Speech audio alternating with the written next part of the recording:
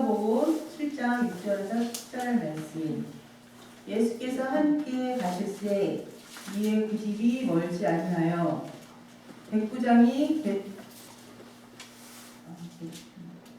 맷돌을 보내어 이르어 주여 수고하지 마소서 내 집에 들어오심을 나는 감당하지 못하겠나이다. 그러므로 내가 주께 나아가기도 감당하지 못할 줄을 알았나이다. 말씀만 하사 내 하인을 낫게 하소서. 나도 남의 수하에 든 사람이요 내 아래에 또 병사가 있으니 이더러 가라 하면 가고 저더러 오라 하면 오고 내 종도로 이것을 하라 하면 하나이다. 예수께서 들으시고 그를 놀랍게 여겨 돌이키사 따르는 무리에게 이르시되 내가 너희에게 이르노니 이스라엘 중에서도 이만한 믿음은 만나보지 못하였노라 하시더라. 본에 어떤 사람들이 집으로 돌아가 봄에 종이 이미 나아 있었도다. 아멘. 우리가 살아가면서 뜻하지 않게 누구로부터 칭찬을 들으면 참 마음이 기뻐요. 잊혀지지가 않죠. 그런 기쁨이 우리 가운데 늘 있었으면 좋겠는데, 자, 오늘 말씀을 좀 우리가 읽어보았지만 누가 나오니까 백부장이 나와요. 이방 사람이죠. 로마의 군인 장관이었던 이 백부장이 나옵니다. 근데 백부장이 예수님으로부터 칭찬을 받는 내용이 오늘 말씀이에요. 자, 예수님으로부터 칭찬받기 싫은 사람은 없습니다. 여기서 다 예수님에게 칭찬받고 싶으니까 물어보면 아멘 그러겠죠. 예수님으로부터 칭찬받는 사람은 어떤 사람일까요? 예수님으로부터 인정받는 사람은 어떤 사람일까요? 오늘은 거기에다 말씀을 봅니다. 자, 그런데 우리가 이 예수님의 사복음서를 읽다가 보면 참 이상한 걸 하나 발견하게 됩니다. 그건 뭐냐면 예수님으로부터 칭찬받는 사람들의 대부분은 칭찬받기 어려운 사람들입니다. 다시 말하면 예수님이 칭찬하는 사람들을 보면 세상 사람들로부터 손가락질 당하는 사람들이 대부분이에요.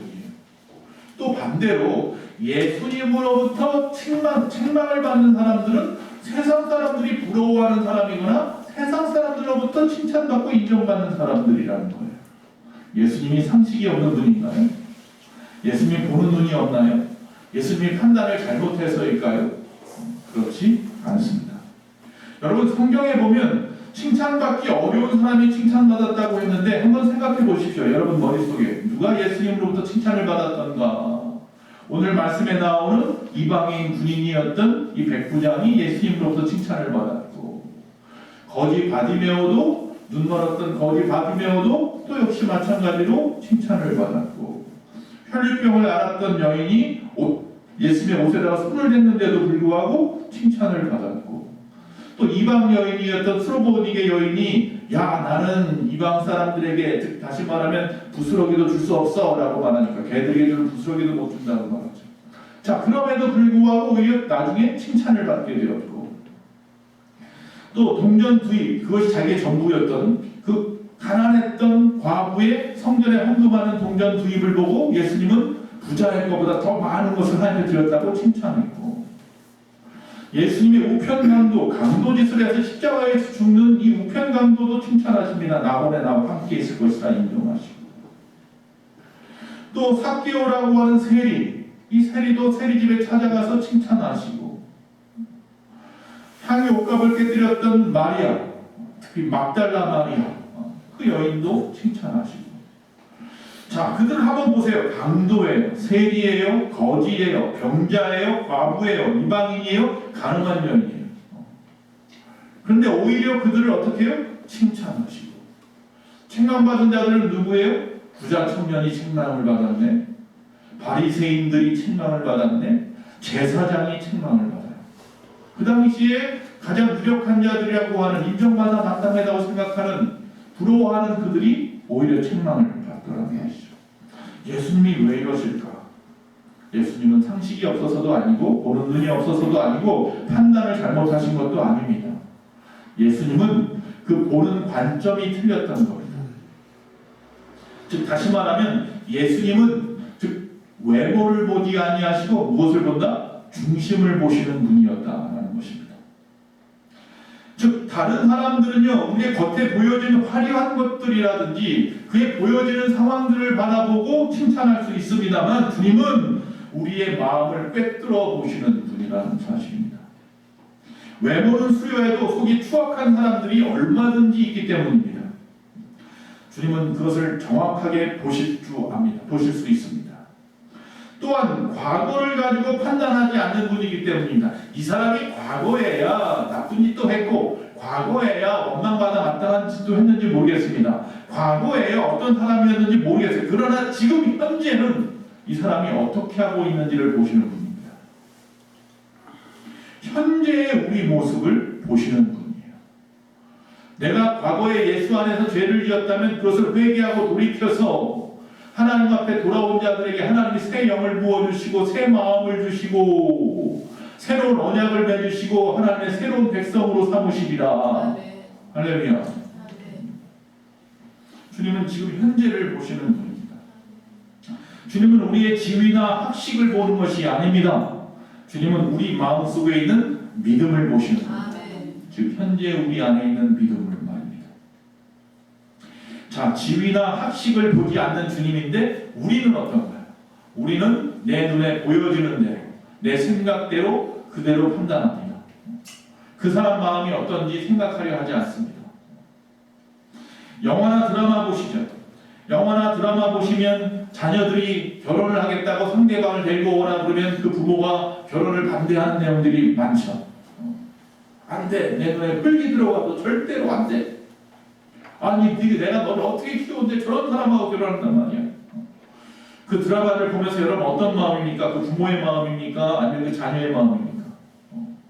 애틋합니다. 아 결혼시켜주지. 우리는 그 드라마를 보았기 때문에 그 자녀가 어떤 마음을 가지고 결혼하려고 하는지 다 알아서 그 자녀의 마음을 이미 알기 때문에 그 중심을 드라마를 통해서 이미 다 알기 때문에 그 자녀가 학식도 보지 않고 지식도 보지 않고 외모도 보지 않고 그 집안도 보지 않으면서도 가난한 어떤 누구를 데리고 와서 결혼하겠다고 할 때에 우리는 오히려 박수를 치면서 응원을 하죠. 그리고 두 사람이 결혼하면 아 잘했다고 그러죠. 그리고 대부분 그런 드라마의 끝에 가면 부모가 뭐라고 말해요? 자식 이기는 부모가 없더라. 그렇게 얘기하죠. 근데 사실은 자식 이기는 부모가 없다는 얘기는 자기 비하이고 핑계이고요. 자기 합리화고요. 시간이 지나면서 점점 자기가 잘못 생각하고 있다는 걸 깨달았다는 거죠. 창피해서 말로는 못하겠고 그러니까 그걸 한다는 소리가 자식 이기는 부모 없더라 이렇게 말하죠. 막상 이 일이 여러분에게 터져보십시오. 저와 여러분에게 이런 일이 터졌어요. 내 자녀가 내가 도저히 판단할 수 없는 사람을 데려와서 허락해달라고 해요. 할 수 있겠습니까?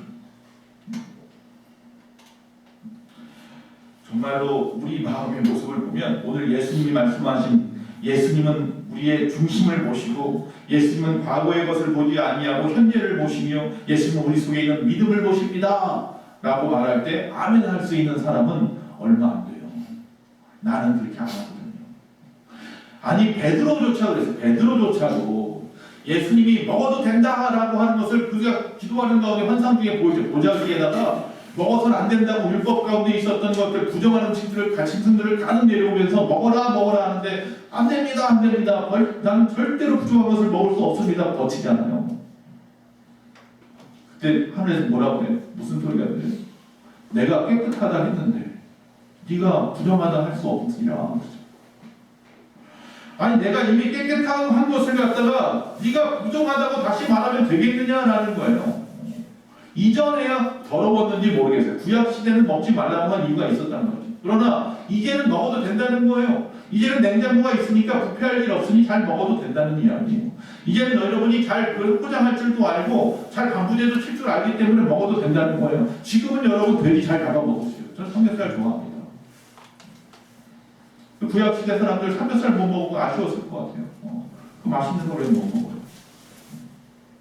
하나님이 이제는 더 이상 부정하다 말하지 않은 것을 우리가 왜 부정하다 합니까?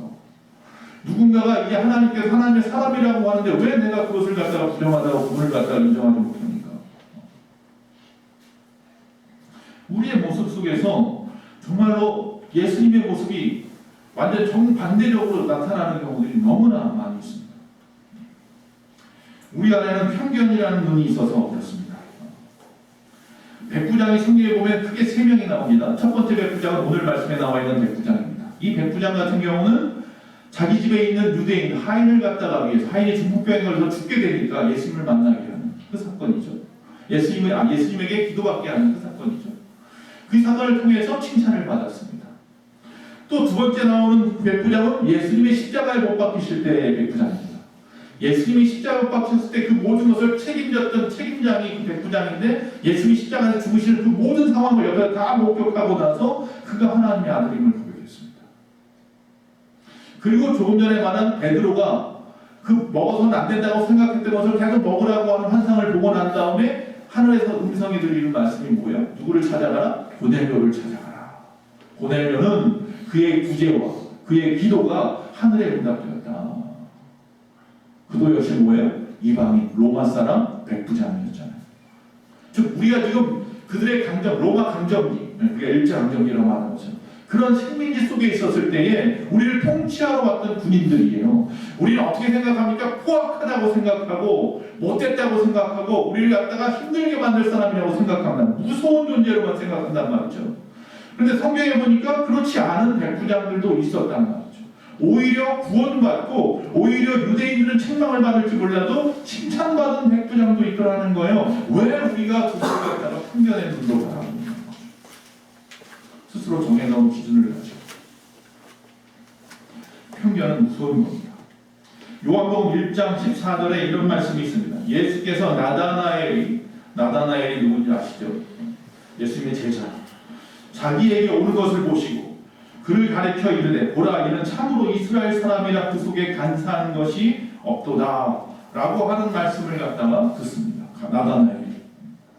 자, 예수님께서 이 나다나엘을 갖다가 보시고 간사한 것이 없다고 말하시기 전에 어떤 일이 있었냐면, 자, 그의 친구인 빌립이 나다나엘을 찾아와서, 야, 나다나엘이 바돌로메죠. 이 나다나엘을 찾아와서 예수님을 소개하니까 예수님은 나사렛 예수잖아요.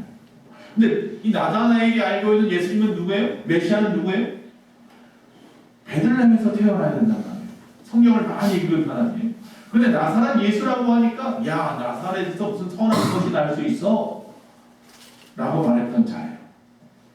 그런데 자신의 속을 간판에서 다 알고 계시는 그분을 보고 깜짝 놀랐죠. 그래서 49절에 보니까 나다나엘이 자신의 진심을 보입니다. 랍비여, 당신은 하나님의 아들이시요 당신은 이스라엘의 임금이로소이다. 그렇게 고백을 합니다. 편견의 눈이 딱 다른 것이 벗겨졌어. 자, 그렇게 믿음을 갖다가 고백하는 나다나엘을 향하여 예수님께서 크게 칭찬을 하십니다. 이런 칭찬을 여기 있는 분들이 다 받으셨으면 좋겠습니다. 50절, 51절입니다. 예수께서 대답하여 이르시되 내가 너를 무화과 나무 아래에서 보았다 함으로 믿느냐? 이보다 더 큰 일을 보리라. 또 이르시되 진실로 진실로 너에게 이르노니 하늘이 열리고 하나님의 사자들이 인자 위에 오르락 내리락하는 것을 보리라 하십니다. 할렐루야. 우리의 편견의 눈을 좀 벗겨보면 그 안에 중심이 보이고요. 그의 믿음이 보일 겁니다. 사람들을 사랑할 수 있는 마음들이 생길 겁니다. 자, 오늘 본문으로 다시 돌아옵니다. 이처럼 뜻하지 않게 칭찬받은 이 백부장의 어떤 면이 칭찬받아 마땅했는지 한번 생각해 보기를 원합니다. 우리가 볼 때는 우리를 지배하러 온 피지배국이라고 하죠. 그들의 나라의 장관인데, 그러면 장교인데, 그 사람은 포악한 사람이고 험악한 사람이고 우리를 죽이려고 하고 우리를 무섭게 다루고 다 빼앗아갈 사람인데 라고 생각했던 그 백부장이었는데요. 왜 예수님은 그를 갖다가 칭찬하셨을까요? 첫째로 백부장에게 고민이 있었습니다. 뭐가 있었다고요? 고민이 있었어요. 백부장 정도 되면 먹고 사는데 전혀 지장이 없습니다. 지금으로 말하면 100명을 거스리는 군인이니까 기껏해야 중대장이에요. 세상 기껏했단 말이에요. 중대장 정도의 월급으로는 뭐 그렇게 큰 월급이 아니에요. 물론 중대장, 대위죠. 대위 정도의 그 계급을 가지고 외국에 파견되면 좀 더 낫긴 하겠죠. 그래도 그 정도 수준은 그 위에 소령들도 있고 중령, 대령이 있고 그 위에 별도 있고 따지면 장교 중에서도 가장 밑에 하급 장교 중에 하나란 말이에요. 그렇지만 이 당시의 백부장은 이런 수를 생각해 보세요. 지금보다 인원이 많지 않은 시대니까 백부장 정도 되면 하다못해 대대장 정도는 되는 급인 거예요. 무궁화 한 2개, 3개 정도는 되는 정도인 것 같아요. 어쨌든 이 사람은 먹고 사는데 지장이 전혀 없는 사람이 지위도 있고 돈도 있고 권력도 있고 큰 소리 뻥뻥 치면서 남의 나라니까 그냥 막 다스리면서 살아도 돼요. 갑질하면서. 그러니까 사람들은 다 그냥 자기 앞에 에헴 소리만 해도 적당히 자기 앞에서 다 고개 숙이고 무릎 꿇고 아이고 주인이요, 아이고 백부장님이요 이러면서 내밀 거란 말이죠. 그러니까 수많은 사람들이 머리를 자기 앞에 다 숙인단 말이죠. 부족함이 없는 사람이에요. 그래서 이 사람은 야망이 강해져서 더 높아지려고만 하지 않으면 별로 고민 없이 그냥 그 자리에서 다스리며 살면 되는 사람이에요. 그게 만약에 야망이 있어가지고 남들을 더 험악하게 잘못 다루면 그일 때문에 막 낭패를 당할 수도 있겠지만 말이죠. 근데 IMF가 그래서 터진 거 아니에요?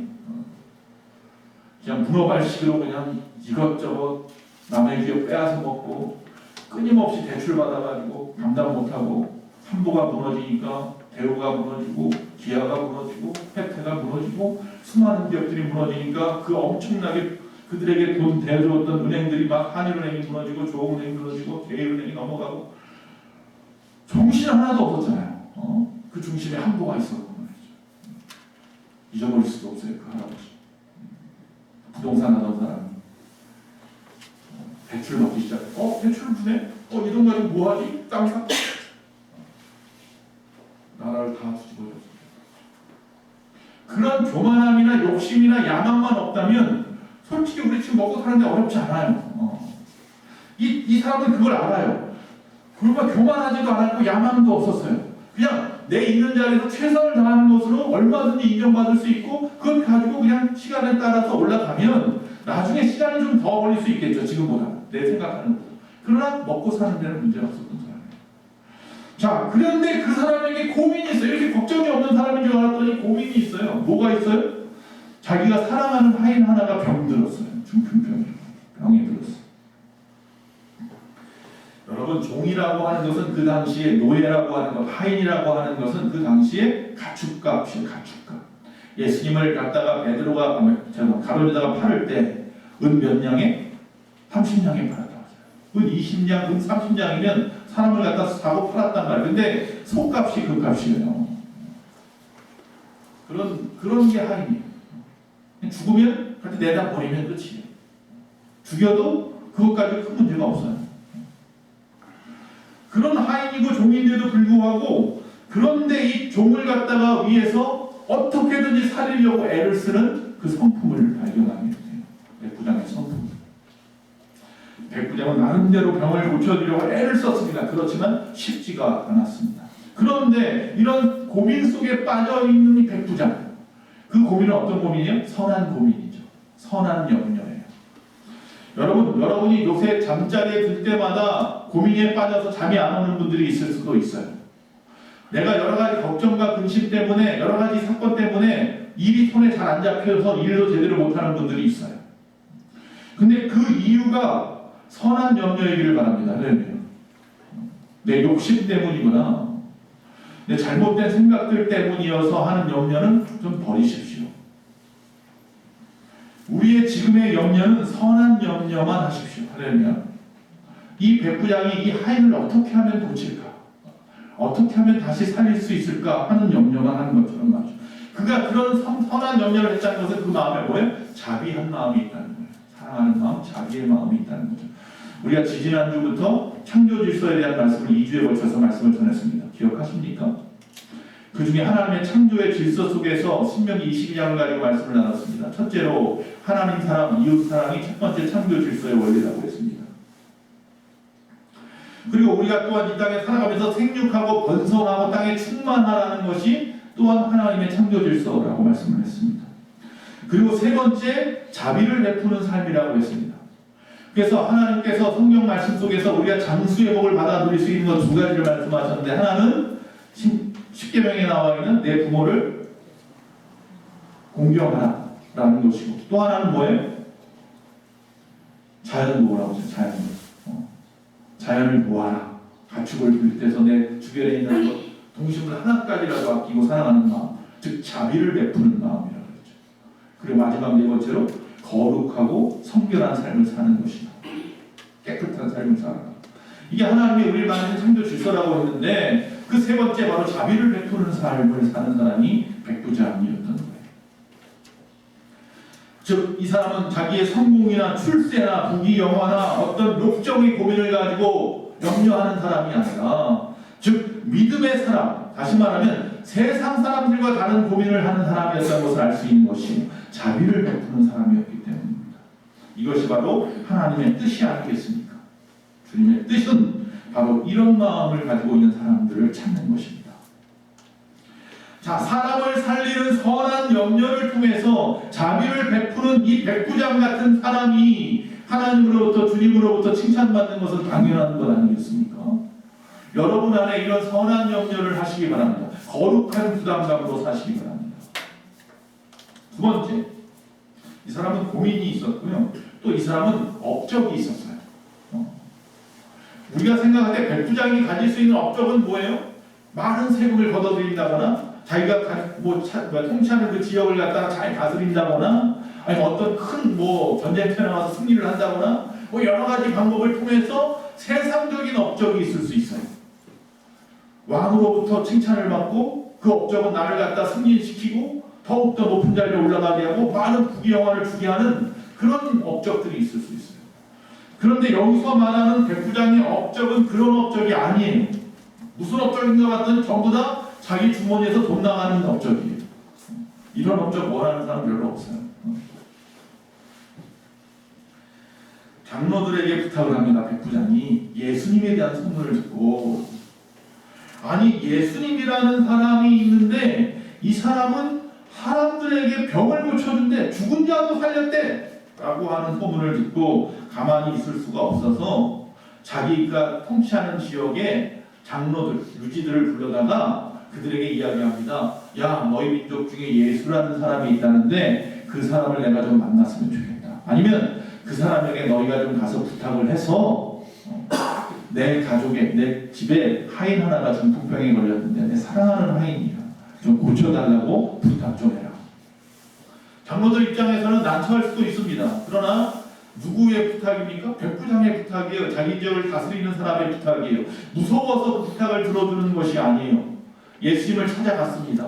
찾아가서 장로들이 예수님에게 하는 말을 들어보면 아이고 나 정말 죽게 생겼으니 제발 좀 살려주세요. 백부장이 나에게 이런 부탁을 했는데 이 부탁을 안 들어주면 백부장이 날 죽여버릴 거예요. 가만 안 둘 거예요. 이런 마음으로 이야기하지 아니하고 예수님에게 와서 뭐라고 말하느냐면 분명히 이야기합니다. 4절에 백부장이 이스라엘 민족을 사랑하고 회당도 지어줬습니다. 할렐루야. 여러분 같은 뜬금없는 이야기일 수 있어요. 우리가 생각하는 아까 편견의 눈으로 바라보면 백부장은 험악한 자고 못된 사람이고 이방인인데 그 사람이 이 사람을 갖다가 협박을 해서 나에게 왔구나가 아니라 이 사람이 스스로 자청하여서 그의 소원을 이루어줘야겠다. 그의 부탁을 들어줘야겠다. 라는 생각에 나를 찾아왔구나 라고 하는 거잖아요. 뭐라고요? 우리를 사랑하고 그가 다스리는 그 지역 사회에 있는 많은 이 유대인들을 사랑하고 또 유대인들이 원하는 회당도 지어줬습니다.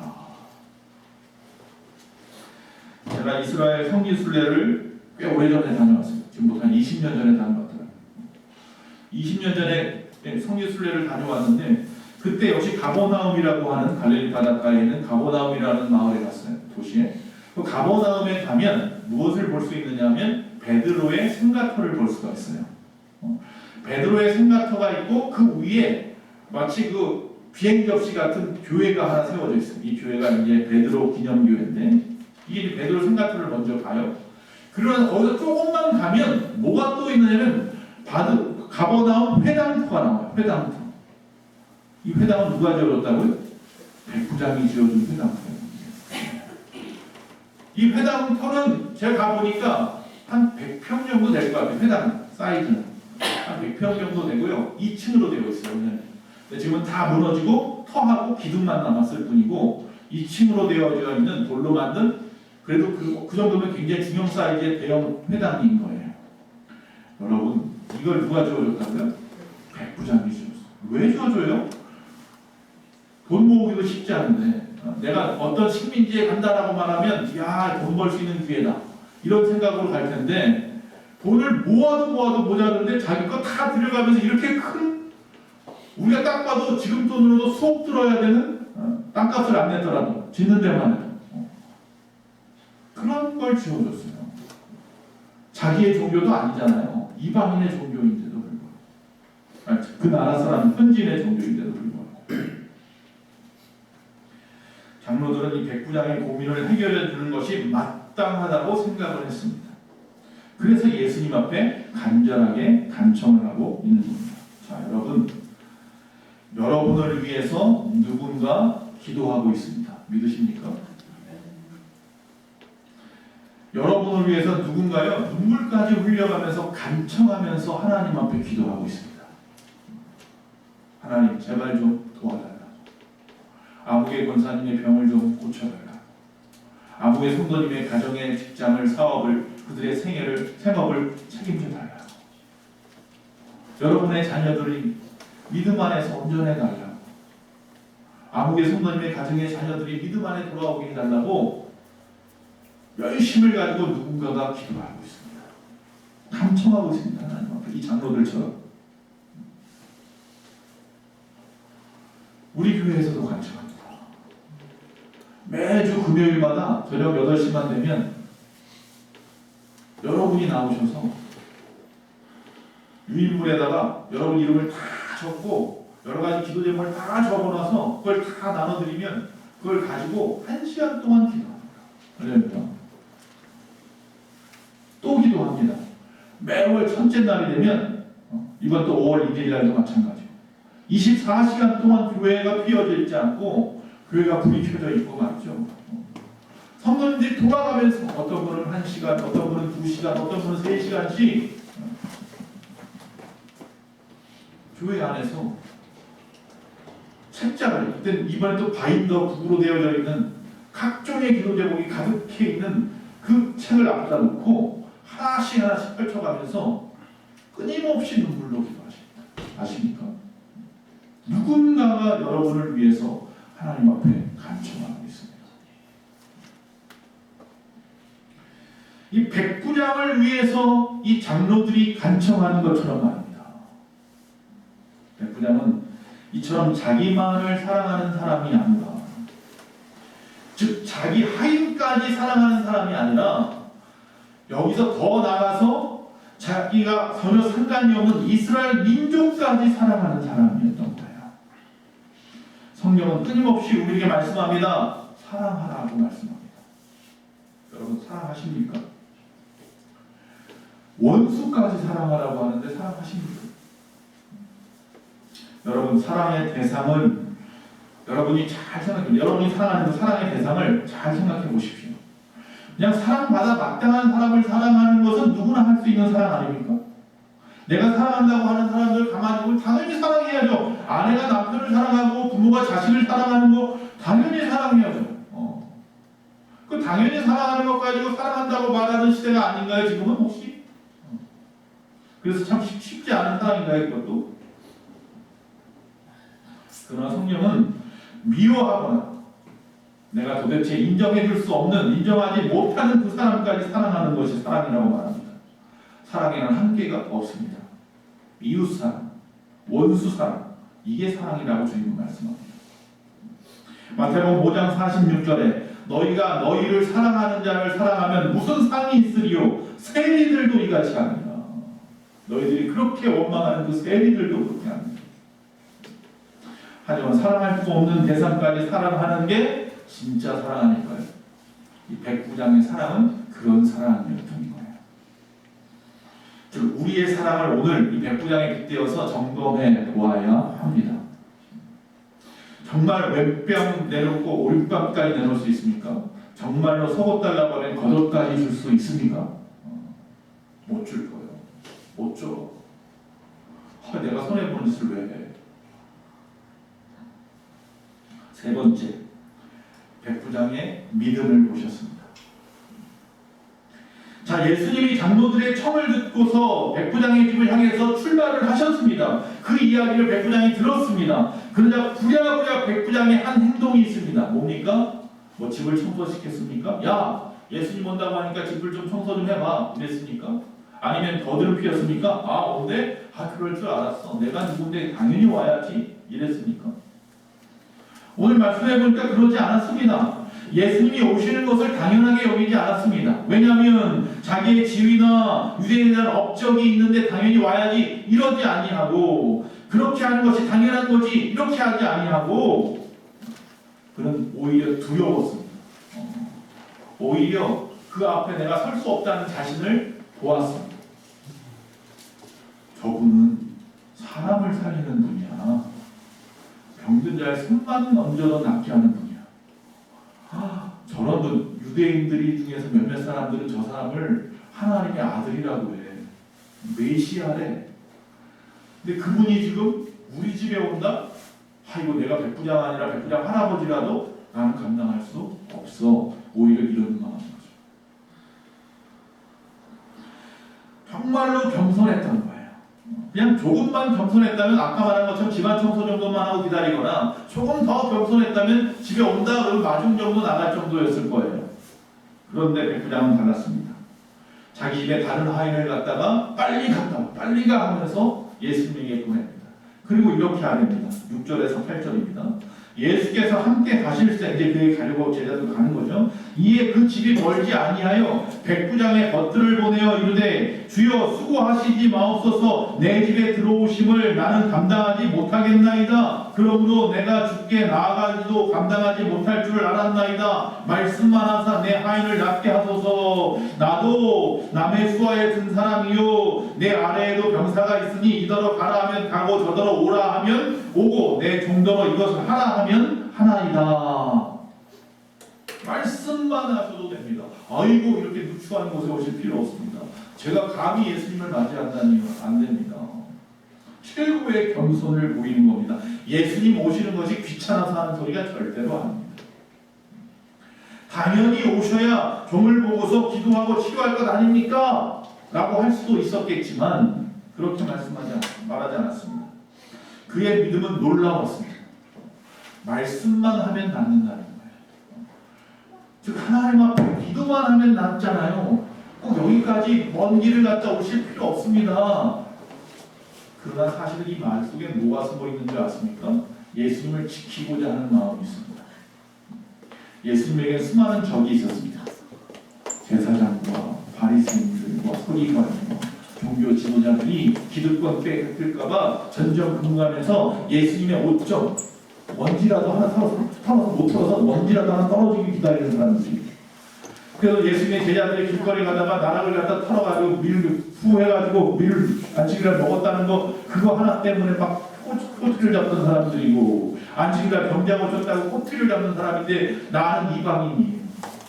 그것도 이스라엘 사람들이 그렇게 미워하는, 자기를 갖다 지배하는 나라의 이방인이에요.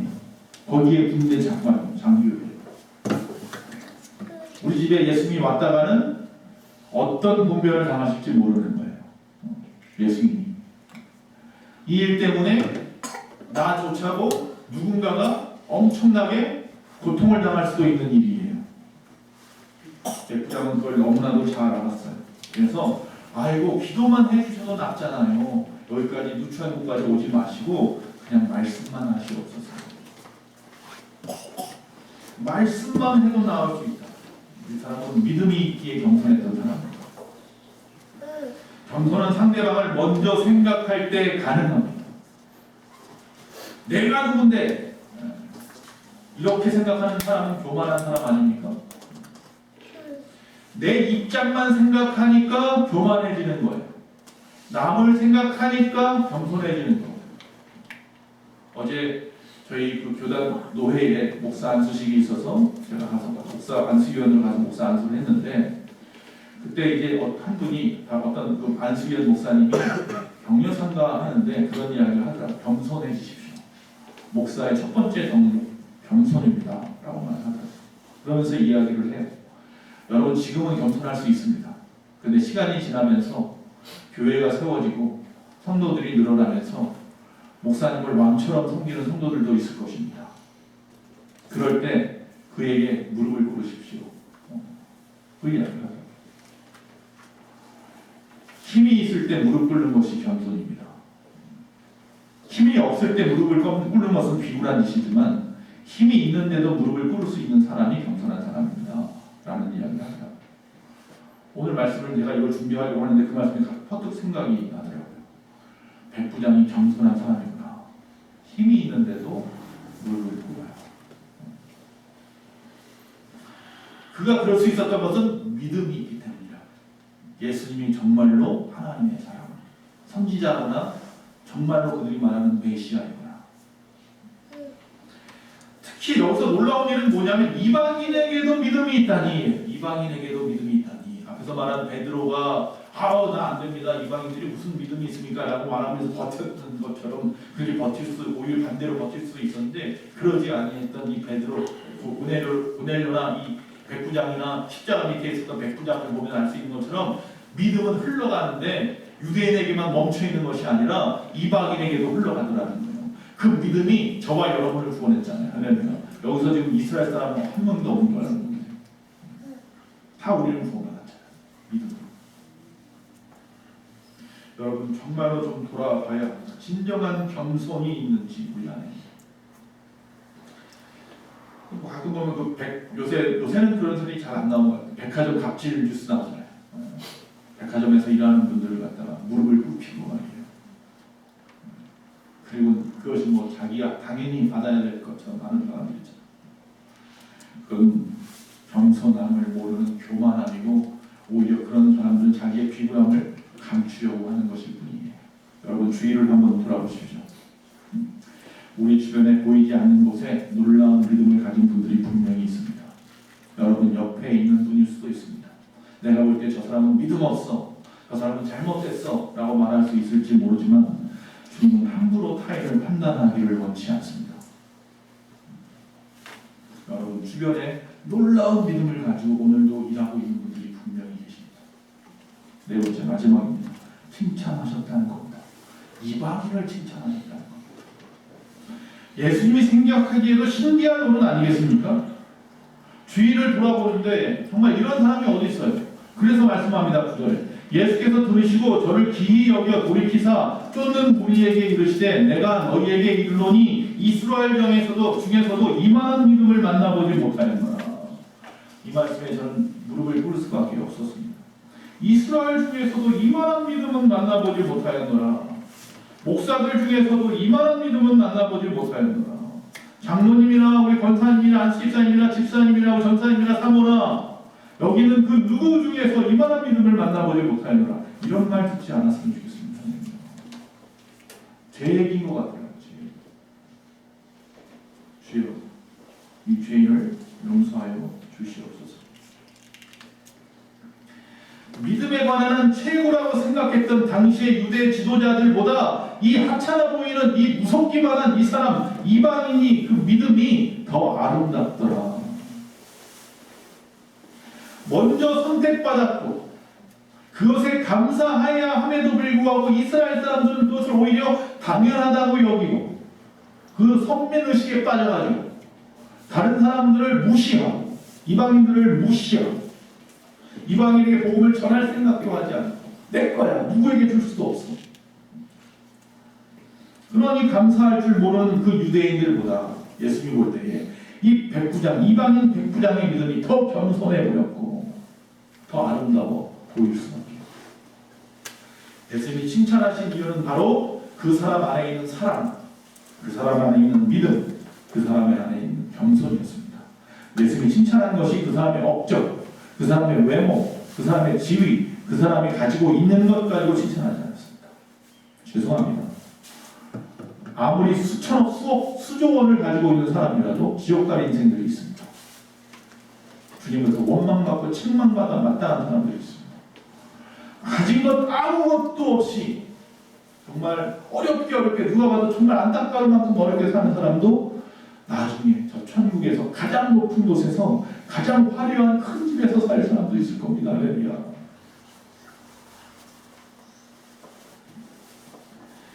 여러분 인정받고 싶습니까? 백부장 같은 순수한 사랑, 순수한 믿음, 순수한 겸손을 보여주십시오. 헤롯 대왕이 이스라엘 백성들에게 잘 보이려고요, 예루살렘 성전을 엄청나게 크게 지었습니다. 수십 년에 걸쳐서 짓습니다. 왜? 자기는 이방인이거든요. 이두메 사람이에요. 에돔 사람이거든요. 자기 부인은 그래서 이스라엘 사람으로 택하였지만, 그래서 인정받으려고 또 그들에게 인정을 받아야 또한 누구 로마의 황제에게 인정을 받으니까 그러려고 막 지었어요. 그러나 오히려 나중에 어려움만 남았죠. 그의 교만함, 그의 사랑 없음이 여실히 다 드러나는 거예요. 구약의 첫 번째 왕인 사울왕도 마찬가지인데 처음에 겸손했던 사람이었는데요, 나중에는 주의 종의 말을 들을 생각도 안 합니다. 자기 마음대로 전쟁하고 자기 마음대로 가져오고. 그들이 존경받지 못하는 이유는 그들이 업적이 없어서가 아니에요. 성전을 지었다니까요. 성전을 지었고 전쟁에 승리를 했는데도 불구하고 책망을 받았단 말이에요. 하나님이 원하시는 것은 그 안에 겸손함이고 그 안에 사랑입니다. 업적은 일에 관한 일이죠. 그러나 믿음과 사랑과 겸손은 사람에 관한 것입니다. 일보다 사람이 더 중요합니다. 일은 하나님이 여러분보다 저보다 더 잘하십니다. 그러나 사랑을 베푸는 일이나 겸손을 베푸는 일이나 그 일은 통로가 필요합니다. 하나님께서. 그래서 여러분을 통해서 그 일을 하시는 겁니다.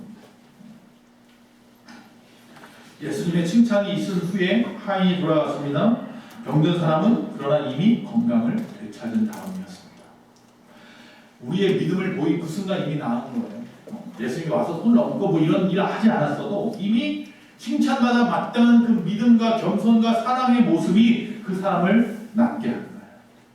여러분, 저에게 어떤 능력이 없어도 상관하지 마십시오. 여러분의 믿음과 겸손과 사랑이 여러분의 병을 낫게 할 수 있습니다. 목회자에게 막 바라보고 뭐 그러지 마세요. 전 저대로 열심히 하겠지만 여러분이 먼저 가져야 할 것들을 가지십시오. 그러면 여러분의 문제는 이미 해결된 겁니다. 여러분이 사업을 하십니까? 아니면 뭐 직장을 찾고 계십니까? 자녀들이 공부를 잘하기 원합니까? 취업을 원하십니까? 좋은 배우자 만나기 원하십니까? 건강하기 원하십니까? 무엇을 원하시든지 간에 사랑과 믿음과 겸손함을 가지고 바라보신다면 여러분은 이미 해결받은 자입니다. 오늘 여기 있는 저와 여러분은 칭찬받는 사람이 됩시다. 할렐루야. 오늘 말씀을 마음에 새기고 칭찬받는 여러분 되시기 바랍니다. 사람을 살리는 일에 선한 염려를 하십시오. 모든 사람에 대한 너그러움과 사랑을 가지십시오. 그리고 믿음을 동반한 겸손이 우리에게도 있기를 바랍니다.